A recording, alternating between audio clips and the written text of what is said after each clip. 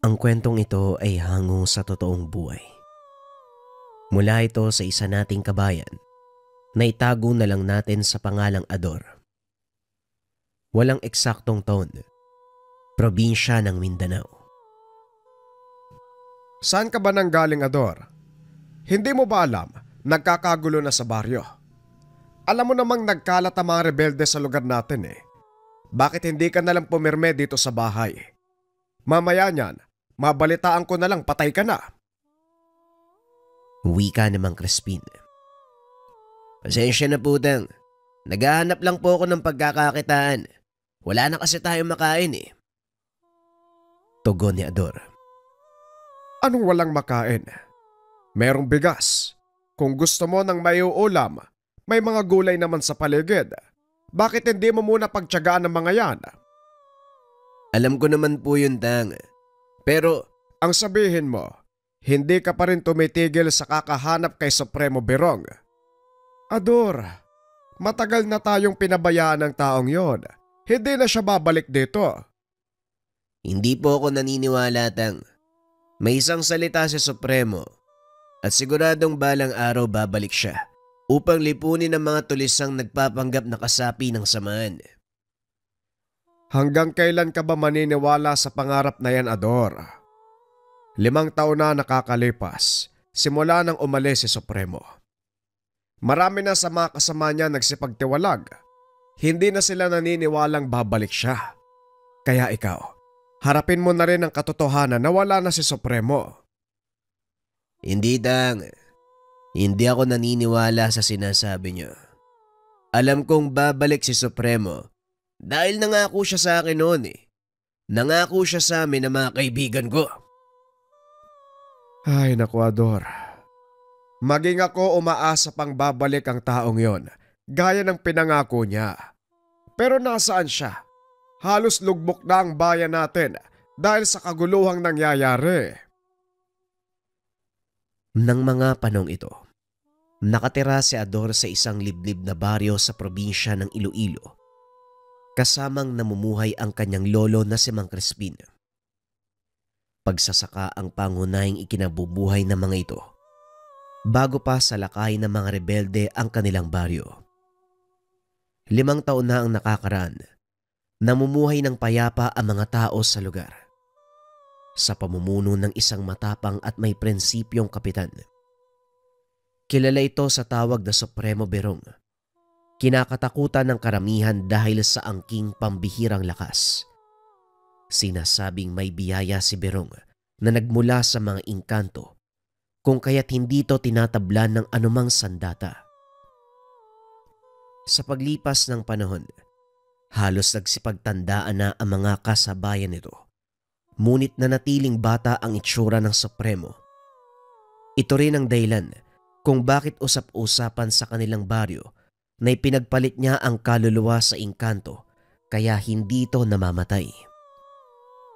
Ngunit lingid sa kaalaman ng mga tao na isang malakas na gabunan ang Ginoo. Mula sa lahi ng malalakas na aswang na may kakayahang panatiliin ang kanilang anyong tao at hindi kumakain ng hilaw na laman. Inilim ito ng Supremo sa lahat, maliban na lang sa kanyang tsuhi na si Mang Crispin. At para mas maunawaan nyo ang lahat, aatras tayo ng 5 taon. Bakit mo ko pinatawag sa lugar na ito, Berong? Pwede tayo mag-usap sa bahay. Gaano ba kahalaga ang sasabihin mo? Tanong ni Mang Crispin. Nang mga sandaling ito ay nasa loob sila ng kagubatan, walang sino man ang nakarating sa bahaging iyon ng baryo dahil masyado na itong masukal at punong-puno ng mababangis na hayop. Lubhang mahalaga, Tio Crispin. Alam mo kung ano ang totoo kong pagkatao at ayoko may makalam nito lalong-lalo na si Ador. May kinalaman ba ang pagkatao mo sa gusto mong sabihin? Opo, Tio. Gusto kong manatili itong lihim. Alis ako dahil kailangan kong makipagkita sa iba kong kalahi bilang pagrespeto sa aming tradisyon. Pakiusap, pangalagaan mo ang baryo habang wala ako. Paano ko naman gagawin yon? Matanda na ako. Wala akong lakas ng kagaya mo. Hindi rin ako papakinggan ng mga tao. Makikinig sila sa iyo, Tiyo. Magtiwala ka lang. Ako nang bahalang magpaliwanag sa lahat. Para din naman sa atin ang gagawin ko. Dahil alam kong darating ang panahon na hindi ko kakayanin ng mga banta ng tulisan. Kahit malakas ako, maaari pa rin silang manaig dahil sa dami ng kanilang bilang. Hindi ko alam kung magagawa kong pamunuan ng maayos ang baryo, kagaya ng pamumuno mo. Pero sisikapin ko, Berong, kung ano man ang gagawin mo, naway magtagumpay ka. Sisiguraduhin ko, Tiyo. Gusto ko nang wakasan ang kaguluhan dito sa atin. Tayong naiipit sa banggaan ng mga militar at tulisan. Kami ang nakikipaglaban para sa karapatan at napagkakamalang masamang tao. Simula pa lang sinabihan na kita, Berong. Walang kahihinatna ng pakikipaglaban sa gobyerno. Sa uli, kayo pa rin ang talo. Ito mismo ang dahilan kung bakit ko kailangang umalis. Dahil gusto kong manalo sa labang to. Gusto kong marinig ng pamahalaan ang hinanaing nating mga magbubukid. Hay nako, bahala ka na. Basta hindi ako nagkulang ng payo sa'yo. Kausapin mo si Ador at siguradong magwawala yon kapag nalamang aalis ka. Ako nang bahala sa kanya, Tiyo. Halina ho kayo. Bumalik na tayo. Pagdating sa tahanan, masaya silang sinalubong ni Ador. Supremo, buti o nandito na kayo. Nakapagsaing na rin ako. Handa na rin po yung ulam nating iniyaw na isda. Aba, ayos yan eh. Nagugutom na rin ako eh. Halika na, kumain na tayo. Sige o, magugas po muna kayo ng kamay. Masugid na tagahanga ni Berong si Ador. Bata pa lamang nakikita na ng binata ang mga mabuting gawa ng Ginoo. Kaya naman tinularan niya ito. Habang kumakain, napansin ni Ador na tahimik si Mang Crispin. Hindi to karaniwang ugali ng matanda dahil sa tuwing nasa pagkainan, palagi itong bumibida. Dang, pansin ko kanina pa kayo tahimik ah. Masakit po ba ang ngipin nyo? Hindi naman. May iniisip lang. Napakasarap nitong inihaw na isda eh. Magaling ka talaga magluto, Ador ha. Inihaw na isda lang po yan, Tang. Sinasabi ko na eh. May problema kayo eh. Ako na nga magsasabi. Ador, kailangan kong umalis. May asikasuhin lang na mahalagang bagay. Pero pangako babalik ako. Saan naman po kayo pupunta sa Premo? Kailangan po kayo ng baryo. Wala pong mamumuno sa mga kasama nyo. Si Tatang Crispin mo na ang bahala doon. At isa pa, wala namang manggugulo dito habang wala ako eh. Takot lang na mga yan. Iba pa rin po kung nandito kayo. Hindi po natatakot ang mga tao na baka salakayin kami na matulisan. Sandali lang naman ako, Ador. Basta pangako, pagdating ko, matatapos na ang lahat ng kaguluhan. Paano kung matagalan kayo? Sinong magtatanggol sa baryo? Sandali lang ako. Basta isipin mo lang na kailangan ko tong gawin para sa kapayapaan ng baryo natin. Matapos ang usapang iyon, kinabukasan umalis si Berong. Ilang linggo ang nakalipas. Hindi to bumalik. Hanggang sa umabot na ng taon. Sinalakay ng mga tulisan ang kanilang baryo, maging ang mga militar. Pinagkamalan silang nanggugulo sa bayan. Kaya naman inaresto ang ilan sa mga kasama ni Berong. Mula noon, malaya nang nakakapanggulo ang mga tulisan sa lugar hanggang sa naging sentro na ng labanan ang mismong baryo. Balik tayo sa kasalukuyan. Habang nagtatrabaho sa palayan, nakita ni Mang Crispin ang pangkat ng mga sundalo na pinamumunuan ng isang mabait na sarhento. Malayo pa lang, kumaway na ang matanda at sumenyas na doon sa kanilang tahanan mag-usap. Nakuha naman ng mga militar ang gustong sabihin ng matanda, Kaya nag-iba ng daan ng mga ito papunta sa mismong bahay ni Mang Crispin. Sargento Delio, bakit napadalaw ka? Alam mo namang mayat maya, sumusulpot ang mga tulisan. Tapos ilang tao lang ang kasama mo. Importante ba ang pakay? Parang ganun na nga, Manong. At saka pasensya na ha. Makikibalita sana ako tungkol kay Berong. Gaya ng dati, hindi pa rin nagpaparamdam. At mukhang hindi nababalik ang taong yon. Iniwan niya ang baryong ito. Nakakalungkot man isipin pero yon ang katotohanan. Naku naman oh. Kung kailan kailangan yung tulong niya, saka naman wala. Ikinalulungkot ko, Sargento Delio. Pero mukhang hindi kami makakatulong sa inyo. Pero matanong ko lang, ano ba ang dahilan? Bakit kailangan mo ng tulong ni Berong? Hindi ba tinutugis nga siya ng mga militar? Malaking gulo ang paparating, Manong. Namataan ng ilan sa mga kasama ko malaking pangkat na mga tulisan mula sa kabilang pulo. Nananalakay sila sa ilang bahagi ng bayan. Marami nang namatay. Bawat lugar na madaanan nila, nagmimistulang sementeryo. Hindi rin alam ng pamunuan namin kung paano silang pipigilan. Hindi ba nagawa nyo ng pigilan ng mga tropang nauna sa kanila? Bakit ito wala kayong magawa? Mas matinik magtago mga to. At higit sa lahat mas mara sila. Ilan na sa mga kasamahan ko ang nahuli ng bagong pangkat na yun. Natatagpuan naming wasak ang katawan na parang hindi tao yung may gawa.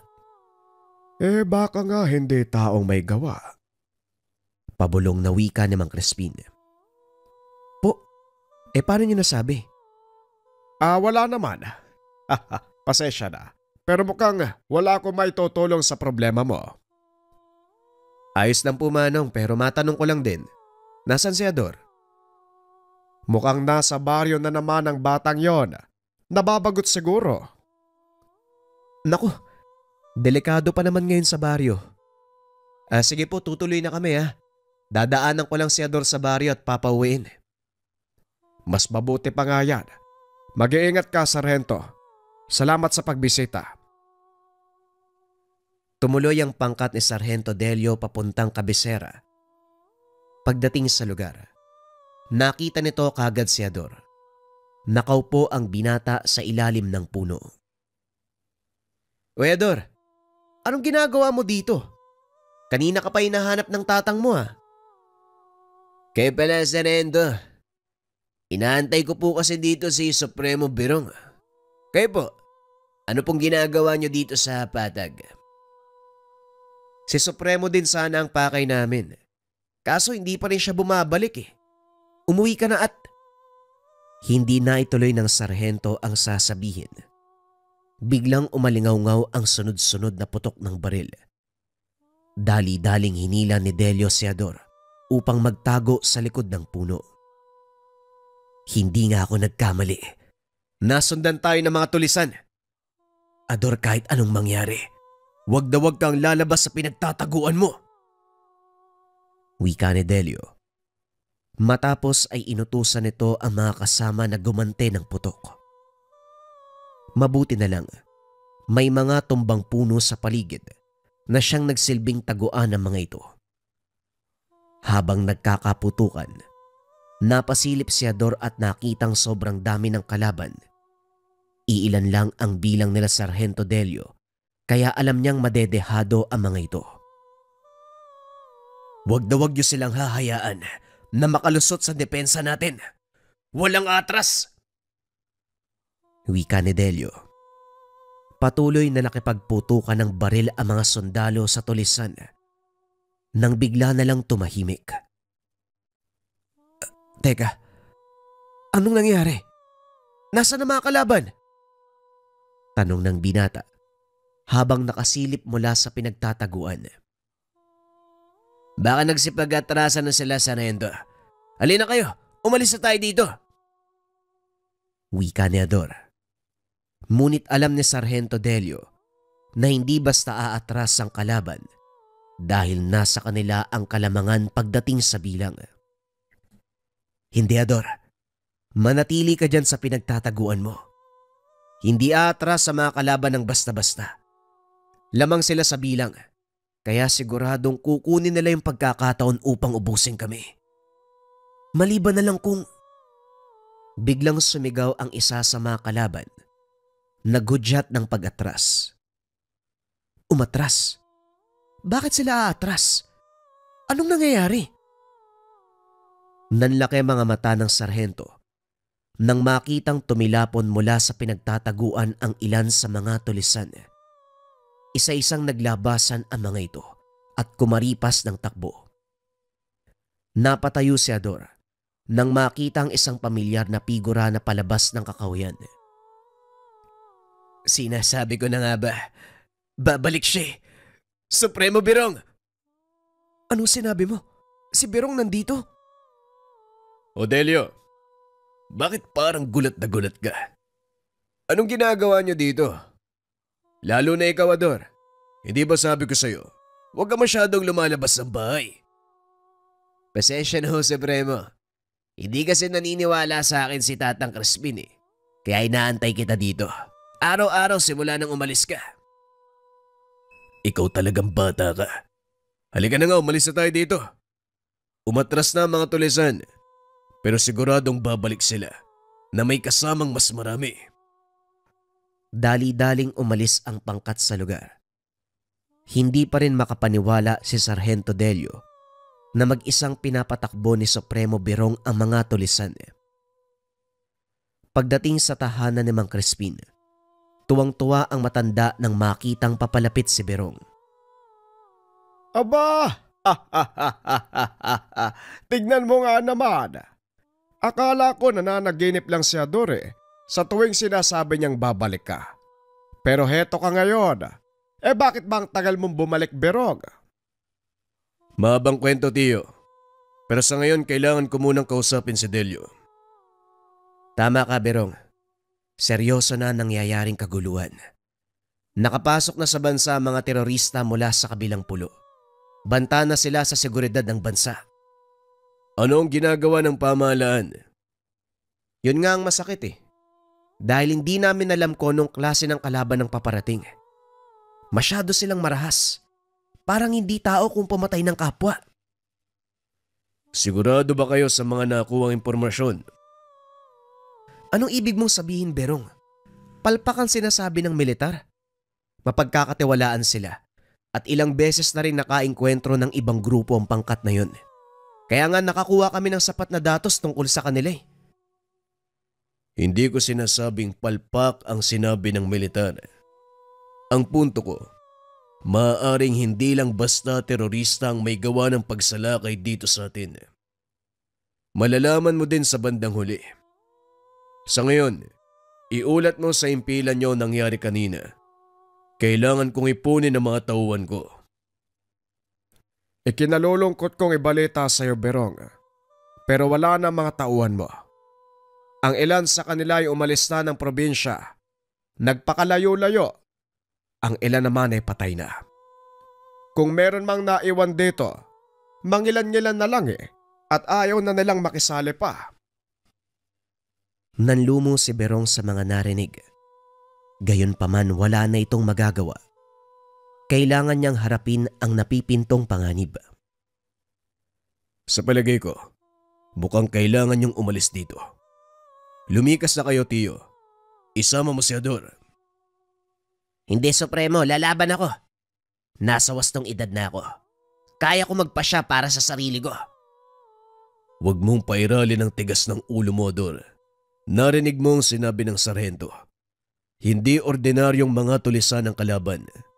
Brutal sila kung pumatay at ayokong makita kang mamatay sa kamay nila. Ngayong nandito ka, alam kong hindi mangyayari yun. Kaya sige na. Hayaan mo na akong sumama. Hindi pwede. Nakakainis naman oh. Kailan pa ako pwedeng lumaban kapag wala ng tulisan? Hindi lang mga tulisan ang kailangang labanan, Ador. Marami pa tayong mapagdadaan ng labanan at gusto kong naroon ka. Gusto kong makita kung paano kang maging kagaya ko. Hindi ba iniidolo mo ko? Pues ngayon mo patunayan na kaya mong maging kagaya ko. Paano ko naman gagawin yun kung ayaw mo akong pasamahin? Ang tapang ay hindi lang inilalabas sa labanan. Maging sa pang-araw-araw mong buhay, kailangang maging matatag.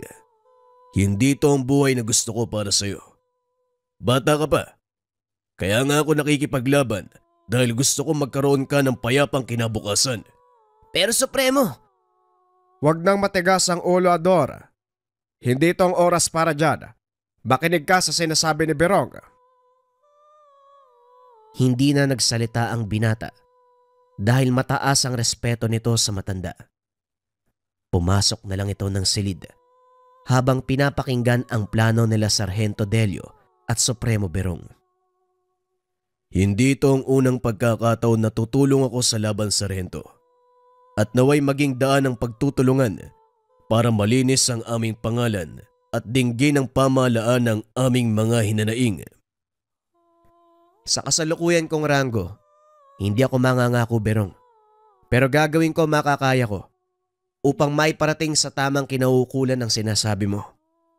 Yun lang naman ang hiling namin, Sargento. May balik sa amin ang mga lupaing kinamkam ng mga mamamayan. Sawa na kami sa pagdanak ng dugo. May mga kabataan pang sumunod sa henerasyon namin. Ayoko manahin nila ang ganitong uri ng buhay. Maging kaming mga sundalo, yun din ang gustong mangyari, kaibigan. Kaya hayaan mong gawin ko ang nararapat para matulungan kayong itaguyod ang kapayapaan. Pag-uusap ng dalawa. Maya-maya ay nagdatingan ang ilan sa mga kasama ni Sargento Delio.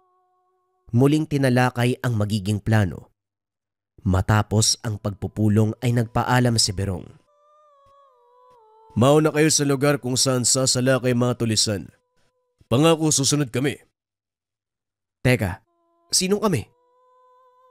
Basta huwag ka na magtanong. Sige na, lumakad na kayo. Dali-daling umalis si Berong papunta sa kagubatan. Samantalang sina Sargento Delio naman, pumunta sa susunod na bayan kung saan nakatakdang sumalakay ang mga tulisan. Lingid sa kalaman ng mga ito, palihim na pumuslit si Ador. Naunang dumating sa lugar ang binata. Pagkarating ay laking gulat nito dahil nakakampo na ang mga tulisan. Bantay sarado ang paligid. Nakahanda na sa anumang pag-atake mula sa mga sundalo. Masama to. Kailangan balaan sina Sargento. Wika ng binata. Kaso nga lang, nabangga niya ang isang tulisan. Sino ka? Anong ginagawa mo dito?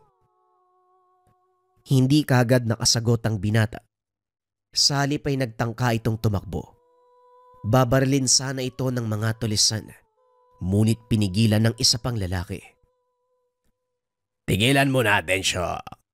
Pangkaraniwang mamamayan yan. Itoon mo ang pansin sa pagbabantay sa paligid. Pasensya na, Wahid. Kahina-hinala kasi yung kilos eh. Sundin mo lang ang sinasabi ko. Kung ayaw mong ikaw ang una kong ipakain sa mga laga. Sige. Magbabantay na ako. Uy kayo dyan! Mag-alisto nga kayo! Naglakad ang isa sa mga ito, palapit sa kulungang gawa sa kawayan. Nakita ni Ador ang ilang kataong nakakulong. Nanlaki ang mga mata ng binata nang ilawan nito ng tulisan. Walang saplot. Basang-basa ng kung anong madulas na likido ang katawan ng mga taong iyon. Ang ilan ay naglalaway pa na parang mga gutom na hayop. Sandali na lang. Makakatikim na kayo uli ng masarap na pagkain. Huwag kayo mag-alala dahil hahayaan ko kayong sulitin ang araw na ito. Sa tansya ni Ador, 6 na katao ang nasa loob ng kulungan at bawat isa sa kanila may mga nakataling kadena sa leg. Pakawalan mo na kami. Sinunod na namin ang mga utos mo. Palayain mo kami at hayaang makabalik sa aming tahanan. Hindi mangyayari yon. Hanggat napapakinabangan ko kayo, hindi kayo maaaring umalis. Kung ganon, hindi namin susundin ang mga utos mo. Wala kayo sa lugar para magbigay sa akin ng kondisyon. Tandaan nyo, hawak ko ang buhay ng mga asawa at anak nyo. At sa oras na sumaway kayo sa gusto ko, alam nyo kung ano mangyayari. Wika ng lalaki na nagngangalang Wahid. Hindi alam ni Ador kung ano ang mga taong iyon. Isang bagay lang ang sigurado nito. Yon ang panganib na kakarapin ng pangkat ni Sargento Delio. Dali-daling umalis ang binata upang salubungin ang pangkat ng sarhento. Kaso nga lang huli na, dahil nasa bukana na ng bayan ang mga ito. Naku, naloko na, sarhento. Huwag niyo po ituloy ang pagsalakay. Patibong po ang lahat. Teka, anong ginagawa mo dito, Ador? Hindi ba sinabihan ka na Birong na huwag kang aalis sa tahanan nyo? Pasensya na, sarhento. Pero hindi ako mananatili at tutunganga. Gusto ko makatulong kahit sa maliit na paraan. Makakatulong ka naman, pero hindi sa pakikipaglaban, Ador. Alam kong matapang ka, pero hindi sapat ang tapang lang sa panahon na ito. Umalis ka na, bago pa mahuli ang lahat. Hindi, sarhento. Kayong makinig sa akin. Nakapasok na ako sa baryo at nagkukuta na ang mga rebelde sa loob. Patibong ang nilalakaran nyo at siguradong hindi kayo makakaligtas. Hanggat may oras pa, baguhin nyo ang plano. Huli na para gawin ang bagay na yan. Ilang minuto na lang, lulusob na ang mga kasama ko mula sa kabilang direksyon ng baryo. Alam ko ang kilos ng mga kalaban. Hindi mo naiintindihan ang sinasabi ko. Marami sa mga tauhan mo ang mamamatay. Maniwala ka sa akin, sarhento. Hindi ako gumagawa ng kwento. Ang mabuti pa, umalis ka dito. Naantala ang operasyon namin eh. Alam ni Ador na hindi makikinig sa kanya ang sarhento. Kaya naman umalis ito. Nag-isip ng paraan kung paanong mapapatunayan ang sinasabi. Ilang minuto pa. Nagbigay na ng hudyat ang sarhento na simulan ang paglusob. Palubog na ang araw ng mga oras na yun. Kinuha ng mga sundalo ang pagkakataon upang makapagtago sa paligid ng baryo. Habang nag-aantay ng tamang tiyempo, pinakikiramdaman ng mga ito ang paligid. Masasabing hindi alam na mga kalaban na naroon na ang puwersa ng mga sundalo dahil patuloy lang ito sa kanilang mga ginagawa. Hanggang sa nagbigay na ng hudyat ang kabilang pangkat. Dito na nagsimulang pumasok sa lugar ang grupo ni Sargento Delio. Nagkapalitan ng putok hanggang sa marami nang nalaga sa panig ng mga rebelde. Nakikita ni Ador mula sa kinaroroonan ang nangyayari. Nagtataka. Nakita niya yung lalaking nagngangalang Wahid na binubuksan ng kulungan. Isa-isang naglabasan ang mga taong nakakulong. Nagpunta sa direksyon ng mga sundalo. Nanlaki ang mga mata ni Ador dahil parang hindi tinatabla ng bala ang mga ito. Ilang sandali pa, nabot na nila ang kinaroroonan ng pangkat ni Sargento Delio. Nakikipagbuno ang mga ito. Hindi magawang hawakan ng mga sundalo ang katawan ng mga taong yun dahil napakadulas. Halos masok si Delio nang makita nito ang isa sa mga kalalakian na kinagat sa leeg ang isang sundalo habang ang kamay nakabaon sa dibdib. Parang papel na pinunit ng lalaki ang katawan ng sundalo. Walang pagdadalawang isip na kinain ang lamang loob. Sisigaw sana si Ador nang biglang takpan ng kung sino ang kanyang bunganga. Huwag kang maingay kung gusto mo pang mabuhay. Nakita mo ba kung ano nangyayari? Ito ang dahilan kung bakit hindi ka pwedeng sumama. Manong Renante, nagbalik ka din. Pero anong mga yan? Makulit si Berong. Kaya heto, nakumbinsi niya akong sumama. Aswang ang mga yan, Ador. Hindi mo kakayaning kalabanin kahit isa lang sa kanila. Tignan mo ang nangyayari sa mga sundalo. Kung ganun, paano tayo mananalo sa kanila? Antayin mo lang si Berong.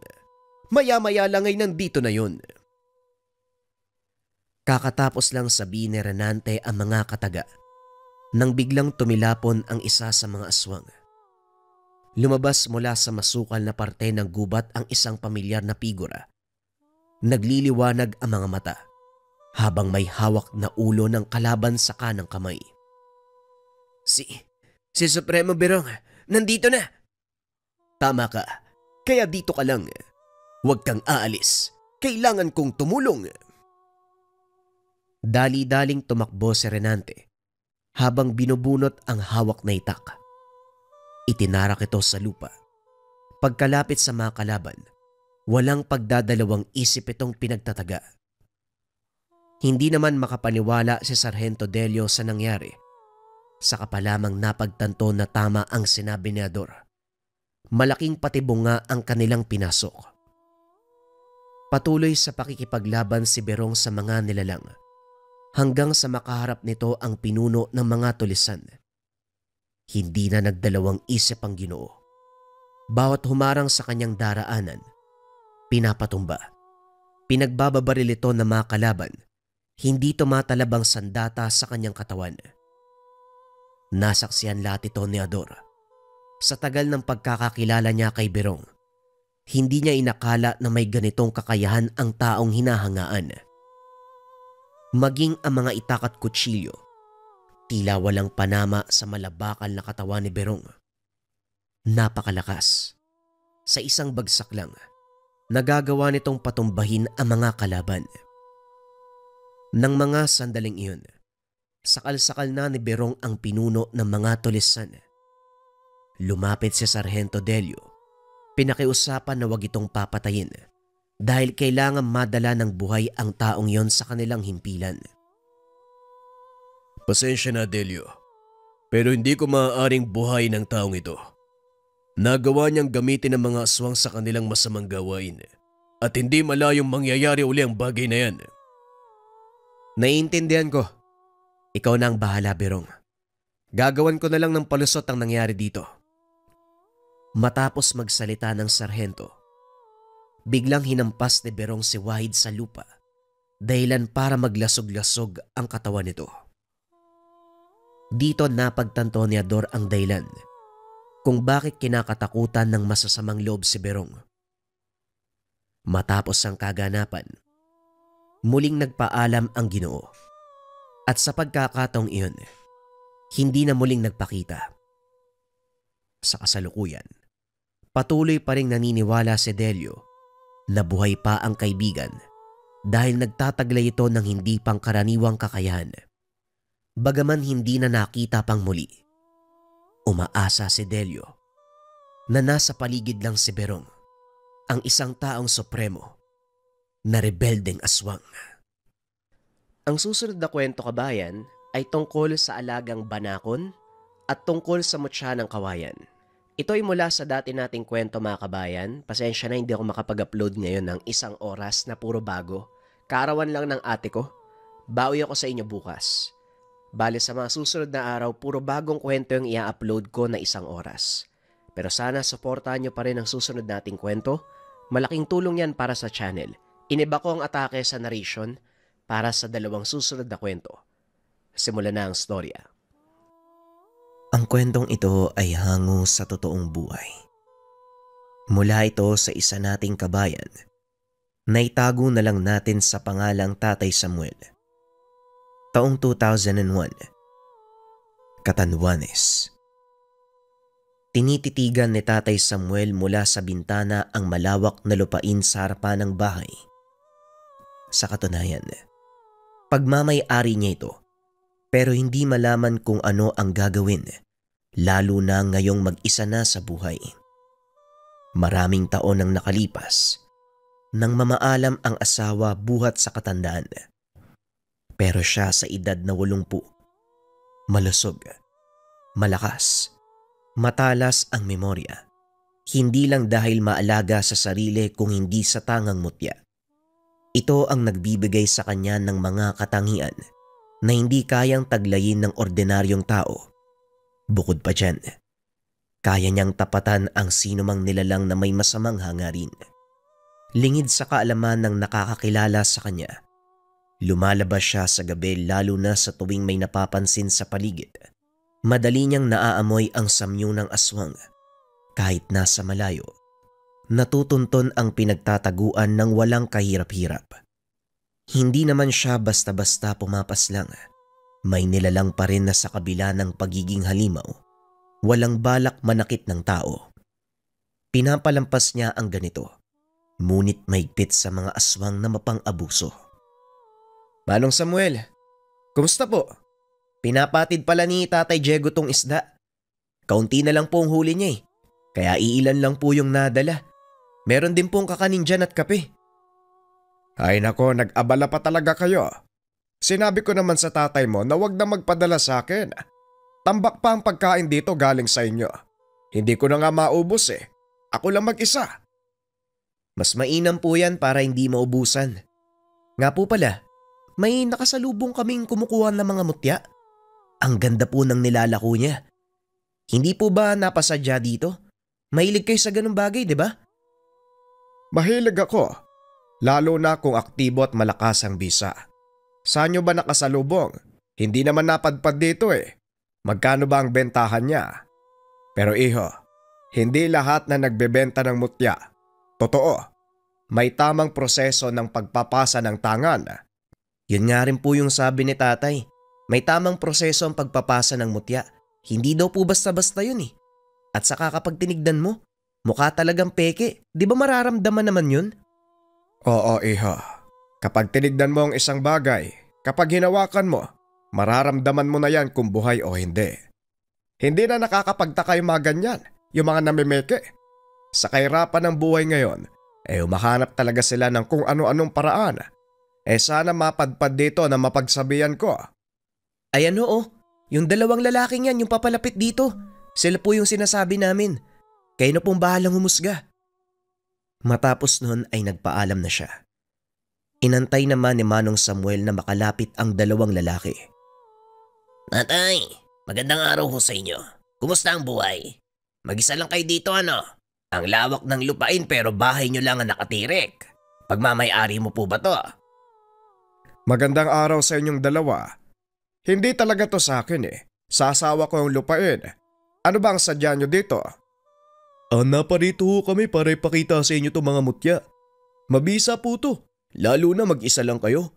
Pangontra sa anumang banta ng kapamakan, magbibigay ng proteksyon, magbibigay ng kasaganahan sa buhay at lakas. Kung may negosyo kayo, makakatulong din ho ito. Kalokohan ang sinasabi nyo. May tamang proseso ang pagpapasa ng mutya. Hindi ko rin hinahangad ang ganyang bagay. Malapit na ako mawala sa mundo Ano pang silbi niyan sa akin? Tatay, may kakayahan tong hawak namin. Bibigyan kayo ng mahabang buhay. Tignan nyo bagay na bagay to sa inyo. Hindi pinansin ng matanda ang sinabi ng dalawang binata. Tinignan niya ang dala nitong mga mutya. Merong kabibe, bato, buto, kawayan, kahoy, at marami pang iba. Wala ni isang nakakuha ng kanyang atensyon. Dahil ang katotohanan, peke ang lahat ng mga ito. Ano tatay, may natipuan ba kayo? Proteksyon nyo yan laban sa aswang. Balita ko kamakailan lang may sinalakay malapit dito Mag-isa ka pa naman Tay, atin natin lang to Yung presyo ibibigay namin sa'yo. Mas mababa kumpara sa iba. Kahit 2 piso pa yan, ayoko. Hindi nyo ako mauutos sa ganyang paraan. Mutya baka mo. Wala nga ako nararamdaman sa mga binibenta nyo Nagpapanggap kayo na marunong kumuha ng mutya. May tamang proseso ang pagkuha at pagbigay niyan sa ibang tao. Ako pang lolokohin nyo. Walang nagawa ang dalawang binata. Nagmamadaling umalis nang pakitaan ng patalim ni Manong Samuel. Ang babata nyo pa pero ganyan na kayo. Halatang hindi napalaki ng tama. Mga kulang sa aruga. Tatay Samuel, kumusta ho? Nakita ko yung mga lalaki kumaripas ng takbo Tinakot nyo po ba? Nabaling ang pansin ng matanda sa pagbalik ni Pedro. Ako pa talagang sinubukang utuin. Akala siguro malilin lang ako eh. Kung hindi pa tumakbo ang mga yon, nako, siguradong tinaga ko na. Kaya nga ho eh. Bumalik po ako dito para malaman ang nangyari. Nakasalubong ko din si Mang Karding. Galing na pala sa kanya yung mga yun eh. Sinubukan din siyang lokohin pero hindi nangyari. Manggagamot yung kausap nila eh. Maraming kaalaman sa mutya kagaya nyo. Ewan ko ba kung nung pumasok sa kokote ng mga binatang yan eh. Kung naghihirap sa buhay, pwede namang maganap ng matinong pagkakakitaan. Kung gusto mang magpasa ng mutya, may tamang proseso ng pagkuha at pagpapasa. Ay nako talaga. Hayaan nyo na ho, may rebuelta naman ho yan eh. Babalik sa kanila yung ginagawa nila. Nga po pala, mauna na ako ha. Bumalik lang talaga ako dito para siguraduhin ayos lang kayo eh. Sa paglipas ng oras, naging abala sa pagtatabas ng damo sa bakuran. Ilang sandali pa may napansing babae sa hindi kalayuan.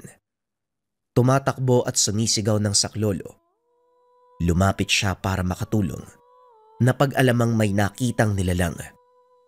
May nakita po ako dun oh. Naglalakad po ako tapos biglang may kumaluskos eh. Pagtingin ko po, itim eh. Nanlilisik po yung mata tapos naglalaway. Nakakatakot po eh. Teka iha, kumalma ka muna ha. Huwag kang mag-alala, ligtas ka na. Saan mo eksaktong nakita yung sinasabi mo? Doon po banda Manong. Nakakatakot po yung itsura niya eh. Naluluha pa ang babae habang nagsasalita. Hinatid niya na lamang ito sa tahanan. Sobra ang takot nito.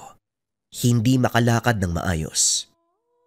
Pagbalik ng matanda, dumiretso siya sa itinurong lugar kung saan nakita ang nilalang. Ginalugad niya ang mga kawayan. Walang magilap. Subalit naaamoy ang natitirang bakas ng nilalang. Nakilala niya kaagad kung anong uri. Ay kita mo nga naman oo.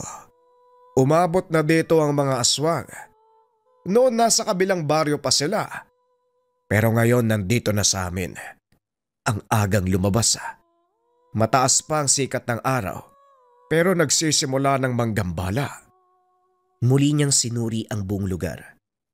Nagbabaka sakaling may makita pang bakas.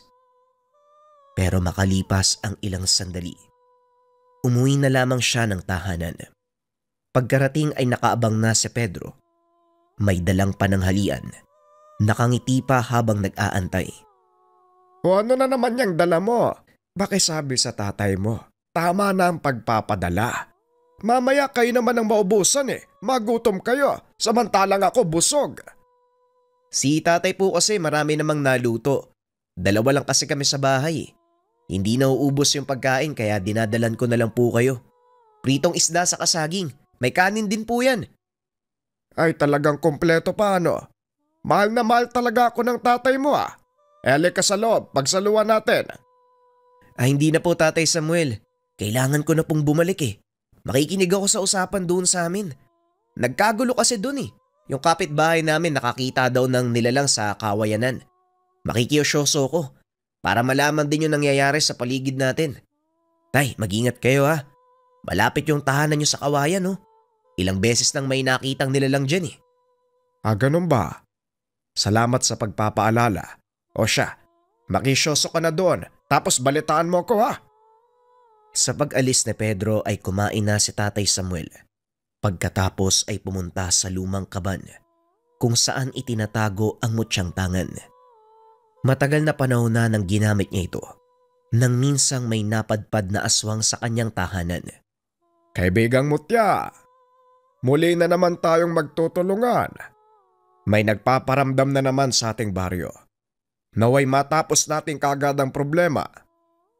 Habang hawak-hawak ito sa harapan, ang tangan niyang mutya, walang iba kung hindi ang mutya ng kawayan. Ilang dekada ng hawak, nasa kanya na ito noong kabataan pa. Nagagamit lang sa tuwing may nilalang na maliligaw. Matapos linisin ang tangan, kinargahan niya ito ng orasyon. Kitang-kita niya kung paanong nagliwanag ang bawat dulo ng kawayan. Naglalabas pa ito ng kung anong usok. Nangangahulugan. Aktibo na muli ang gamit. Pagsapit ng hapon bumalik si Pedro kasama ang tatay na si Mang Digo. Napabuntong hininga na lamang ang matanda nang makita na meron na namang dalang pagkain. Isipin ko na talaga na ginagawa niyo akong tambakan ano. Bawat punta niyo rito, may bit-bit kayong pagkain. Nagbuka naman akong patay gutom. Tumawa si Mang Digo. Gayon din ang anak. Inilapag nila sa mesa ang mga dala. Sinimulan ang seryosong usapan. Tatay Samuel, tatapatay kita. Huwag mo sanang mamasamay ng intensyon ko. Sumadya talaga ako dito ngayon upang kumbinsihin ka. Lumipat ka muna sa tahanan namin. Sumasalakay na naman yung kung anong nilalang eh. Nag-aalala ko sa'yo, mag-isa ka lang dito. Oo nga ho, may bakanting kwarto pa naman sa bahay namin eh. Tatay Samuel, doon ka na lang po muna. Nakakatakot na po kasi mga nangyayari. Hindi lang isa sa kapitbahay namin ang nakakita. 3 na sila oh. Isa dito sa Kawayanan. Tapos yung 2 malapit sa bundok. Hinabol pa nga sila eh. Buti na lang nakapunta sila sa maraming tao. Terik pa yung araw kapag sumasalakay. Naiintindihan naman ho namin na kaya mong tapatan ng mga halimaw na yan. Pero Tatay Samuel, matanda na ho kayo. Iwasan na lang natin ang kapamakan. Naiintindihan ko ang punto niyo. Maraming salamat sa pag-aalala. Huwag niyo ako masyadong intindihin. Matanda na ako. Hindi na ako pag-iinteresa ng aswang. At kung ano man ang sumalakay dito sa tahanan, sige lang. Subukan lang nila. Tatay Samuel, alam kong wala kang aatrasan. Pero tumatanda na ho tayo. Hindi palaging malakas ang katawan ng tao. Matanda lang ako sa itsura. Maraming kulubot sa katawan. Pero asahan niyong kaya ko pang makipagbakbakan. Patuloy siyang kinumbinsi ng mag-ama. Kaso nga lang hindi pa rin napapayag. Labis na nag-aalala ang mag-ama sa kanya. Kaso nga lang, buo na ang desisyon ni Tatay Samuel. Ilang oras ang nakalipas. Sa halip na matulog ay gising lamang si Tatay Samuel. Inaantay na magparamdam ang nilalang. Nakasugbit na ang itak sa tagiliran. Hawak-hawak na ang kawayan na mutya. Kahit madilim ang paligid, nakatambay siya sa labas. Pasimpleng humihigop ng kape para hindi antukin. Makalipas lamang ang ilang sandali. Nararamdaman na ang presensya ng aswang. Hindi pa man ito nakikita sa paligid. Damang-dama at naaamoy niya ito. Ay naku, ang tagal magpakita ng nilalang na to ah. Nasaan kaya to banda ng bibiktima? Dumito ka sa kinalalagyan ko. Tayong 2 magtuos. Paiba-iba ang direksyon kung saan ito nagtatago. Biglang nawawala sa pakiramdam at biglang bumabalik ang pag-alingasaw. Aba, sinusubukan pa yata kong lituin ah. Pasensya ka. Nakita ko na yung ulo mo eh. Nandiyan ka pa talaga sa damuan ano? Nagtatago ka. Mas matangkad ka kumpara sa damo. Lumapit na si Tatay Samuel. Hindi siya napapansin ng nilalang. Nakatalikod ito habang nakatingin sa isang tahanan. Merong buntis doon sa lugar. Sanggol pala ang nais nito ngayong gabi ah. Tignan natin kung makuha mo pa ang sanggol na yan matapos kong pugutin yung ulo mo. Nang makapwesto sa bandang likuran ng aswang, sumipol siya para maagaw ang atensyon ng nilalang. Sa sandaling lumingon, kagad niyang tinaga. Nakaiwas pero nadaplisan sa muka. Nagmamadali pang tumakbo, ngunit hindi na hinayaang makatakas. Sa kawayanan ito nagtungo. Hindi naman siya nairapan kahit madilim dahil kabisado ng matanda ang lugar. Sinubukan ng aswang na sumiksik sa bawat paligid upang hindi makita. Pero masyadong matalas ang pangdama ng matanda. Wala itong kawala. Matapos hablutin sa pinagtataguan, paulit-ulit niya itong tinaga. Akala mo siguro madadaan ako sa taguan ano? Madilim nga dito, pero nararamdaman kita. Ilang beses niyang tinaga ang nilalang hanggang sa bumagsak na ito sa lupa. Kung nanahimik ka na lang sana sa lungga mo, hindi ka aabot sa ganito eh. Masyadong kampante. Nagpapagala-gala dito sa lungga ko. Talagang mamamatay ka. Muling wika ni Tatay Samuel. Tinadyakan pa nito ang mukha ng aswang. Naganap ng paraan ng matanda upang mabitbit ang aswang. Sandali siyang bumalik sa tahanan upang kumuha ng paglalagyan. Kaso nga lang pagbalik sa lugar, wala na ang nilalang. Bakas na lamang ng dugo sa lupa ang naabutan. Lintik na katakas talaga. Hindi lang yata nag-iisa yun Ito ang unang pagkakataon na natakasan ako ng nilalang. Siguradong may kasamang ulupong na to. Huwag kayong mag-alala. Pagsasabay-sabayin ko kayong lahat. Pinakiramdaman niya ang paligid. Subalit walang naaamoy na anumang samyu ng nilalang. Sinuri ang bawat sulok pero hindi na nahanap pa. Dito na siya nagalit. Nagsisisi sa pag-iwan ng bangkay. Hindi bale. Siguradong may araw kayo sa akin. Sa susunod nating pagkikita, sabay-sabay ko kayong susunugin. Makalipas ang ilang araw, hindi nawala sa isipan ni Tatay Samuel ang naganap. Tatay Samuel, ay bakit naman ganyan ang itsura mo? Kung makapag-isip ka, sobrang lalim Teka, wag mo sabihin na may nakaharap ka na namang aswang. Ganyan palagi ang itsura mo pagkatapos ng inkwentro. Noong nakaraang gabi may napansin ako Malamang tinugis, alangan naman pabayaan ko. May bibiktimahin doon sa kabilang bahay. Swerte lang yun Merong kasama kaya nakatakas. Nalingat lang ako sandali Iniisip ko kung saan nagpunta yung aswang na yon. Pinagdarasal ko din na gumaling na ang lahat ng sugat niya. Siguradong mambibiktima uli yun nang mapatay ko na. Tatay Samuel naman, sinabihan ko na kayo Itigil mo na yung panunugis. Matanda na po kayo. At sinabi ko na din sa'yo, edad ko lang ang tumatanda. Malakas pa din ako.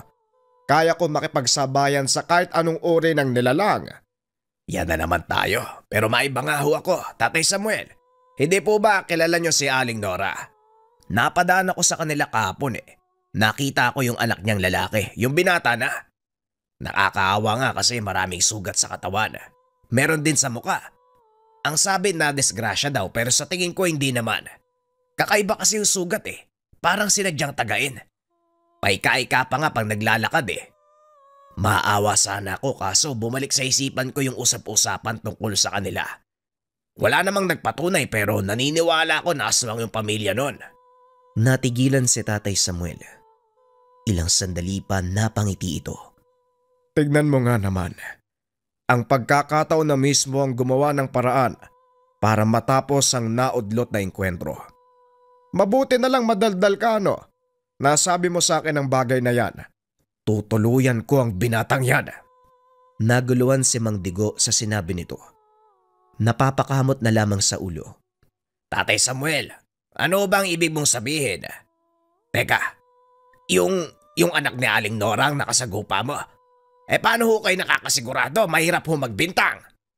Nakita ko na ang batang yon. Una pa lang alam ko may lahi siya Kaso hinayaan ko lang dahil hindi pa naman nanggagambala. Tanda ko pa ang amoy niya. Walang pinagkaiba sa aswang na nakaengkwentro ko. Alam ko kung saan tumama ang mga taga ko sa kanya. Malalaman natin yan kung totoo o hindi Halika, puntahan natin. Pinuntahan nila ang tahanan ni Aling Nora. Ilang oras na paglalakad ang layo. Pagkarating, napansin ang pagmamadali ng binata. Nagtago sa loob ng tahanan habang ang ina ay kinakabahan. Huwag kang kabahan, Nora. Hindi ako nandito para manakit. May gusto lang ako malaman sa anak mo Pwede ba siya makausap? Sinubukan ng ina na magsinungaling pero hindi nadala sa ganung paraan si Tatay Samuel. Napilitan siyang ilabas ang anak. Matapos makita ng matanda ang mga sugat sa katawan, napag-alaman na ito mismo ang nakalabang aswang. Hindi ko alam kung anong gagawin sa'yo, Tutoy. Pero sige, pagbibigyan kita. Huwag ka nang umulit. Kung nagugutom ka o nauuhaw, humanap ka ng ibang paraan. Huwag kang mamerwisyo ng ibang tao. Pero kung hindi ka pa rin susunod, siguradong hiwalay ang ulo mo sa katawan mo at susunugin kita ng buong buo. Pasensya na, Nora. Alam kong mabuti kang aswang at hindi nang gagambala ng tao. Pero itong anak mo, sumaway sa mga batas. Malamang nagkakaintindihan naman tayong dalawa, no? Tumango ang ina. Humingi ng tawad sa nagawa ng anak. Tatay Samuel, parang hindi naman yata susunod yung binatang yun.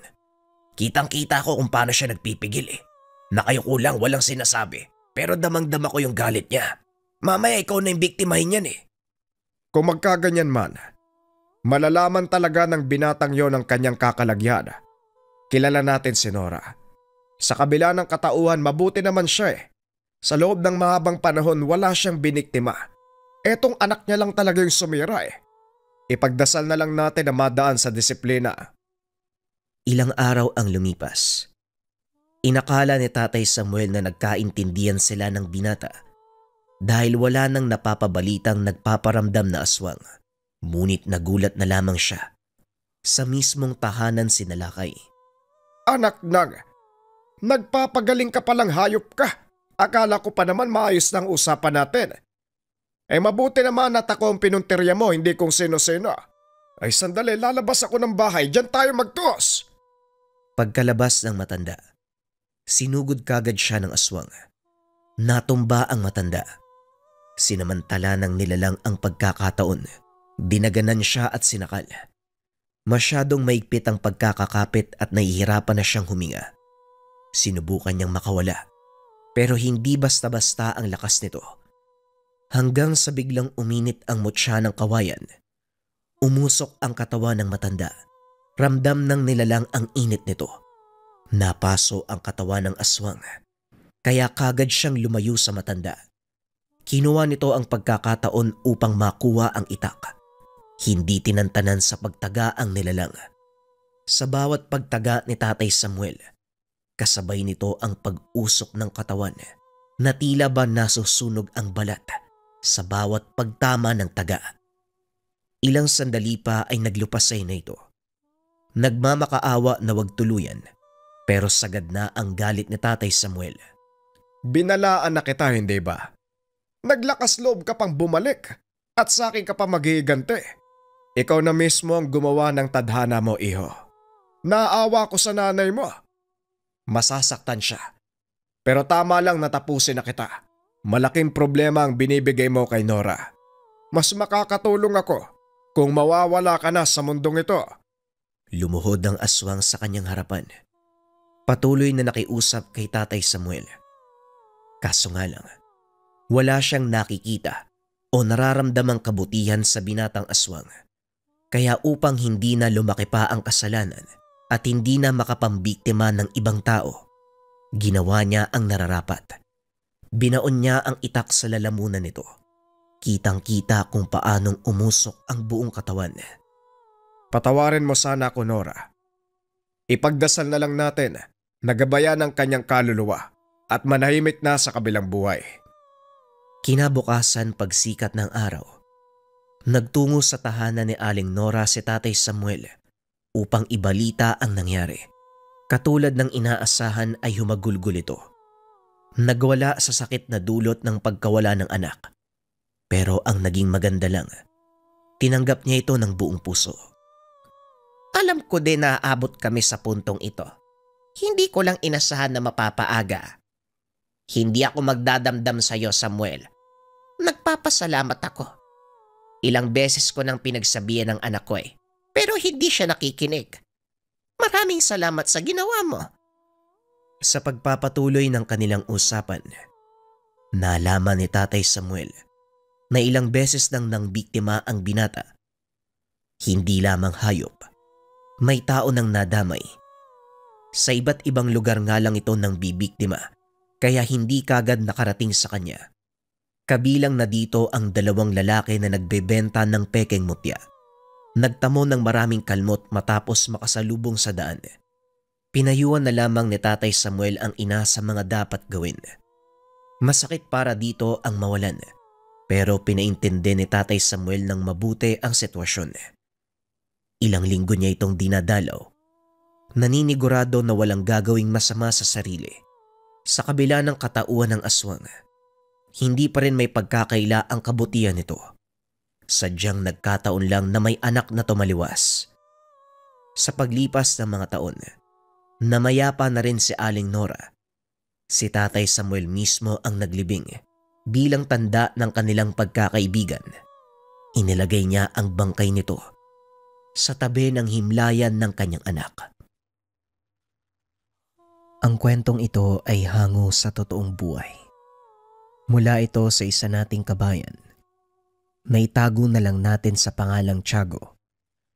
Nangyari ito sa lugar ng Mindanao. Kilala ang banakon o king cobra bilang pinakamalaking uri ng makamandag na ahas. Kinakatakutan ito ng mga magsasaka, lalo na sa bahagi ng Mindanao. Kadalasan itong naninirahan sa mga palayan kung saan maraming daga. Ngunit sa kwentong ito, kakaibang karanasan ang inyong matutunghayan. Kilala ang pamilya ni Mang Elyong bilang mahusay na mangangaso. Kaso nga lang, huminto ang kanyang ama sa panguhuli ng mga hayop. Simula nang maitaas ang batas, ang pagpaparusa sa mga taong mauhuling ilegal na nangangaso at pumapatay ng mga nanganganib ng maubos na hayop. At dahil sa kanilang karanasan, madalas silang lapitan ng mga taong nagkakaroon ng problema sa mga makamandag na hayop, kagaya na lang ng banakon. Dalian mo, Tiago. Nang marami tayong maikutan mamaya. Medyo malawak ang palayan eh. Mukhang maraming nananahang ahas bukod pa sa banakon. Wika ni Mang Elyong sa kanyang anak, na ang pangalan ay Tiago. Kung sakaling marami tayong mahuling banakon, sana man natin ilalagay. Medyo masikip na yung mga kulungan natin eh. Huwag kang mag-alala. Dahil dadaling ko na sa kagubatan yung malalaking sawa at iba pa nating nahuli bukas. Mas mabuti kung doon natin sila papakawalan eh. Nang sa ganon, mabawas-bawasan ang pagdami ng mga daga at miro sa lugar. Bawal na kasi silang hulihin eh. Matapos ihanda ang mga kagamitan, kagad nang lumakad ang mag-ama. Pagdating sa palayan, napakamot ng ulo si Tiago dahil napakalawak at masukal ang mga pilapil.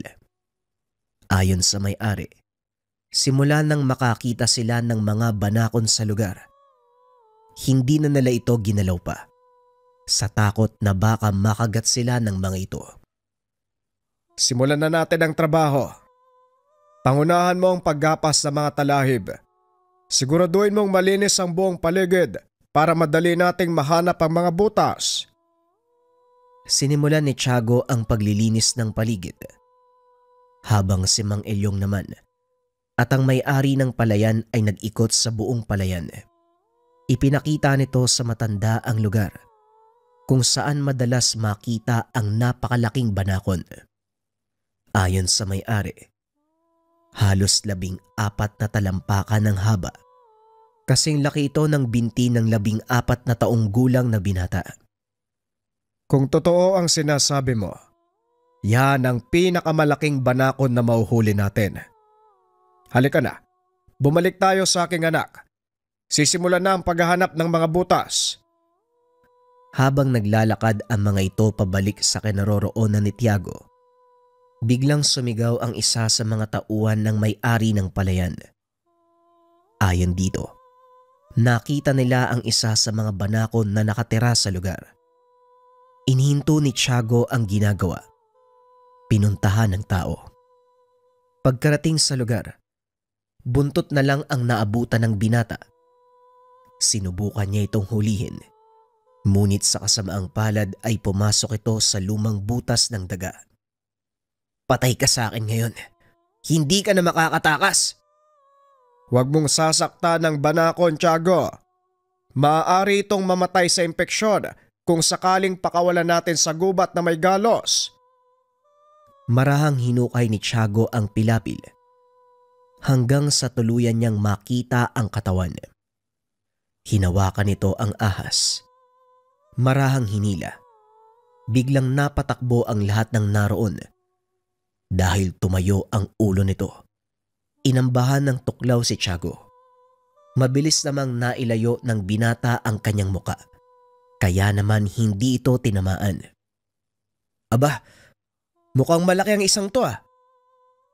Habang sinisilid ito sa sakong gawa sa tela. Meron pang mas malaki dyan at siguradong isang laksa silang nakatira sa lugar na ito. Maraming buwan nang hindi nagagalaw ang palayan. Halika na, ituloy natin ang paghahanap. Patuloy na naghanap ang mag-ama. Hanggang sa sumapit ang tanghali. Nakahanap ang mga ito ng ilang sawa. Ngunit hindi pa nila natatagpuan ang malaking banakon. Sa isip-isip ni Mang Elyong, maaaring nakalipat na ito ng tirahan. Dagdag pa ng may-ari. Nung mga sandaling nakita nila ito, hinabol nila ang banakon. Ngunit hindi nila ito naabutan dahil bigla itong naglaho sa makapal na talayban. Ang mabuti pa, magpahinga na muna kayo. Magpahanda ko ng tinolang manok sa bahay. Wika ng may-ari ng sakahan. Mas mabuti kung dito na lang tayo kumain sa bukid dahil aktibo ang mga banakon tuwing tanghali. Malakas ang kutob ko. Magpapakita ang malaking ahas na yon. Kung ganon, ipapadala ko na lang dito ang tanghalian nyo. Sandali, ipapakuha ko sa aking mga tauhan. Habang nag-aantay, naiga si Tiago sa mababang sanga ng puno ng mangga. Napatingin ito sa kalangitan. Napansin ang tila kakaibang kumikilos sa bandang itaas na bahagi ng puno. Napabalikwas ito nang mapagtanto. Ang imaheng nakikita ay ang hinahanap nilang banakon. Oh, napano ka? Bakit parang nakakita ka ng multo? Ito ang unang pagkakataon na nakita ang ganong kalaking banakon. Hindi nito akalaing totoo ang sinasabi ni Mang Matias. Tay, mukhang nahanap ko na yung sinasabi ni Mang Matias. Habang nakaturo sa taas ng puno, kung saan nakadapo ang malaking banakon. Napatingala ang matanda. Nakita ang malaking ahas. Humanda ka, Tiago. Huhulihin natin ang isang to. Ano man ang mangyari, malaking banta sa mga tao. Ang ganyang kalaking banakon. Ang tanong ngayon, paano natin huhulihin yan? Bukod sa nasa taas ng puno, sobrang laki pa. Simple lang. Papababain natin. Kumuha ka ng mahabang panungkit. Bulabugin mo. Siguradong bababa ang banakon. Mag-iingat ka lang dahil siguradong hahabulin ka niyan. Bagaman nagdadalawang isip sa gagawin, ipinagpatuloy ni Tiago ang utos ng ama. Kumuha ito ng mahabang kawayan. Sinungkit nito ang banakon. Hanggang sa makuha ang atensyon, tumayo ang ulo nito. Pinagtutuklaw ang hawak na kawayan ni Tiago. Ramdam ng binata ang lakas ng kagat ng ahas, maging ang pagbaon ng ngipin nito sa manipis na dulo ng kawayan. Maya-maya ay gumapang ito pababa ng sanga. Laking gulat ni Tiago dahil tumulay ito sa hawak niyang kawayan. Ramdam ng binata ang bigat dahil napakahaba ng hawak niyang panungkit. Hindi niya nagawang kontrolin ang balanse, kaya natumba ito, dahilan para madaganan ang katawan ng banakon. Lingid sa kalaman ng binata na may matalas na bahagi sa buko ng kawayan, tumusok ito sa katawan ng ahas. Pilit nitong tinutuklaw ang panungkit hanggang sa tinapakan ni Mang Elyong ang ulo nito. Hindi nga biro ang laki ng ahas na ito. Sa tansya ko, hindi lang 14 na talampakan ang haba niyan. Siniyasat nito ang katawan ng banakon. Dito nakita ang sugat. Mukhang natusok po yata yan ng panungkit, tay. Paano yan? Hindi na natin siya pwedeng pakawalan. Mananatili siya sa ating kanlungan hanggang sa gumaling ang sugat. Doon natin siya papakawalan. Laking pasasalamat ni Mang Matias dahil nagawa nilang mahuli ang kinakatakutang higanting banakon. Hawak-hawak ito ni Mang Elyong. Pilit na sinusukat kung gaano ito kahaba. 2 dipa at kalahati. Ito ang saktong sukat ng banakon. Ang laki ng katawan nito. Umabot sa halos 6 na pulgada pabilog. Ayon din kay Mang Elyong. Lalaki ang banako na ito at siya ang may-ari ng buong teritoryo. Kusa nang aalis ang iba pang banakon sa lugar. Lalo kapag nalinis niyo ang mga pilapil. Iwasan lang ang pagsusunog ng mga damo kung ayaw niyong magpuntahan yan sa tahanan niyo. Matapos ang paghuli sa malaking banakon, umuwi na ang mag-ama. Dinala ni Tiago ang ahas sa malaking kulungan. Hinayaan itong makapagpahinga. Napansin ng binata, patuloy ang pagdurugo ng sugat nito. Kaya naman nagpa siya itong kumuha ng himag. Kaunting kaalaman, ang himag ay isang uri ng baging na ginagamit noong unang panahon upang ipanggamot sa mga sugat. Sinasabing ang dagta nito, mabisang antibiotiko na kapag inihalo sa langis ng ahas, mabisang lunas sa kahit anong sakit sa balat. Ayon din sa mga matatanda, matatagpuan lang ang puno ng himag kapag sinundan mo ang isang sugatang ahas dahil siguradong pupunta ito roon, kakagat sa mismong baging upang sipsipin ang dagta nito. Balik tayo sa kwento. Ilang beses na itong nasaksihan ni Tiago, kaya alam niya kung saan maaaring makakita ng himag. Ginalugad ng binata ang kagubatan hanggang sa marating nito ang kinaroroonan ng mahimalang baging. Pumutol ng kaperasong ugat si Tiago. Dali-daling bumalik sa kulungan ng banakon. Sa kabila ng panganib, pumasok ito sa loob ng kulungan upang gamutin ang sugat ng ahas. Habang pinipiga ni Tiago ang dagta mula sa ugat, kusang lumalapit sa kanya ang banakon na tila alam kung ano ang dala ng binata. Idinikit nito ang bibig sa mga natapong dagta at hinigo. Nakita ni Tiago ang ginagawa ng banakon, kaya itinaas nito ang dinikdik na ugat upang pigain sa bunganga ng ahas. Sa kasamaang palad, bigla siyang sinunggaban. Nakagat sa braso si Tiago dahilan ng agaran niyang pagkahilo. Malayo sa kanilang tahanan ang kulungan at kahit anong pagsigaw ang gawin ng binata, walang lumalabas na boses sa kanyang bibig. Naramdaman nito ang mahinang paggapang ng kamandag mula sa kanyang braso hanggang sa kanyang dibdib. Sinunod nito ang itinuro ng ama.